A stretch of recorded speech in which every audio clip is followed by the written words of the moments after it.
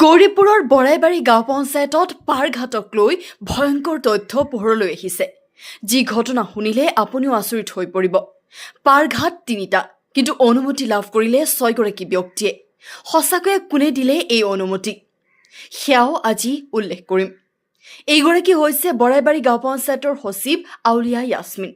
তাইৰ নেতৃত্বত বৰাইবাৰী গাঁও পঞ্চায়তৰ অন্তৰ্ভুক্ত ছাতেৰ আলগা, বৰাইবাৰী পঞ্চম খণ্ড আৰু বৰাইবাৰী বজাৰ পাৰঘাটৰ প্ৰতিটো ঘাটত দুজনকৈ ব্যক্তিক অনুমতি প্ৰদান কৰিছে, যাক লৈ বৰাইবাৰী অঞ্চলত সৃষ্টি হৈছে বিভিন্ন প্ৰতিক্ৰিয়াৰ। এগৰাকী চৰকাৰী বিষয়াই কেনেকৈ কৰিব পাৰিলে এনেধৰণৰ অভাৱনীয় কাম? আচলতে সচিবগৰাকীয়ে মোটা অংকৰ ধনৰ লেনদেনত সংঘটিত কৰিলে নেকি এই উক্ত ঘটনা? এয়া এতিয়া লাখটকীয়া প্ৰশ্ন হৈ পৰিছে। তাৎপৰ্যপূৰ্ণ বিষয় এই যে তিনিওখন ঘাটত চলোৱা নাৱত এখনতো নাই মেৰিন ইঞ্জিন, নাই লাইফ প্ৰুফ জেকেট। তাৰ পিছতো কিহত ভিত্তিত ঘাট চলোৱাৰ অনুমতি প্ৰদান কৰিলে সচিবগৰাকীয়ে? আমাৰ বাতৰি দেখাৰ পিছত ধুবুৰী জিলা প্ৰশাসন আৰু বিভাগীয় কৰ্তৃপক্ষই কেনে পদক্ষেপ গ্ৰহণ কৰে সেয়া সময়ত হ'ব লক্ষণীয় বিষয়। নিউজ ডেস্ক ৰিপৰ্ট, প্ৰতিদিন খবৰ অসম। বৰাইবাৰী পঞ্চায়তৰ অধীনত থকা ৩টা পাৰঘাটলৈ ইতিমধ্যে বিভিন্ন কথা ওলাইছে। দুজনকৈ মানুহক নো অবজেকশ্যন চাৰ্টিফিকেট দিয়া হৈছে, যাৰ কাৰণে ঘাটখনত বিতৰ্কৰ সৃষ্টি হৈছে। কি ক'ব? সেই ঘাটবিলাক আমাৰ ৰেজিষ্টাৰ ঘাট নহয়, সেইকাৰণে আমি সেটেলমেণ্ট কৰিব পৰা নাই।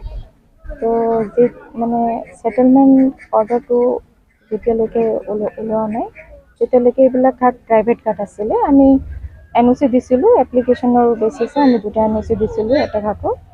তো সেইটো আমি কেঞ্চেলো কৰিছোঁ। যেতিয়া আমি শুনিছোঁ বিতৰ্ক হৈ আছে, আমি ইমিডিয়েটলি তাৰ লগে লগে কেঞ্চেল কৰিছোঁ। এটা ঘাটৰ বিপৰীতে দুটাকৈ কেনেকৈ নো অবজেকশ্যন দিব পাৰিলে আপোনাৰ দুজন মানুহক? এইটো আমি এপ্লিকেশ্যনৰ বেচিছে দিয়া আছিলোঁ। এপ্লিকেশ্যনত কেনেদৰে উল্লেখ আছে? যিহেতু যিকোনো টেণ্ডাৰ দিলেও এজন মানুহে পাব। আমি টেণ্ডাৰ দিলে এজন মানুহে পাব, কিন্তু আমি এইটো টেণ্ডাৰ হোৱা নাই, সেইকাৰণে আমি এপ্লিকেশ্যনৰ বেচিছে দিয়া আছে।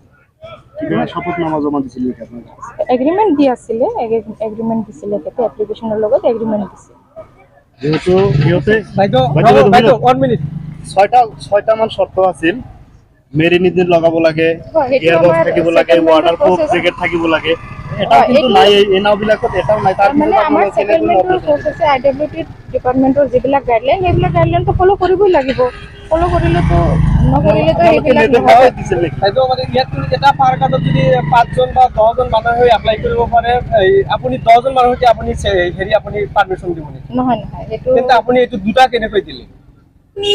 তাৰমানে 10জন মানুহে এপ্লাই কৰিলে নহ'ব, আমি গাইডলাইনবিলাক চাই চিতি আমি দিব লাগিব। এটা পাৰঘাটত আমি পূৰ্বৰ পৰাই চাই আহিছোঁ, এটা ঘাটত নহয়, এইবিলাক ঘাট চব প্ৰাইভেট। আগৰ পৰাই যিবিলাক গাইডলাইন মানা নাই, আগৰ পৰাই আপোনালোকে যিখিনি কৰিছে এইটো মেৰিন ইঞ্জিনৰ যিটো কথা হয়, গিয়াৰবক্স, ৱাটাৰপ্ৰুফ জেকেট, এইবিলাক নথকাকৈ আপোনালোকে চোৱা চিতা নকৰাকৈ কেনেকৈ নো অবজেকশ্যন দিব পাৰিলে?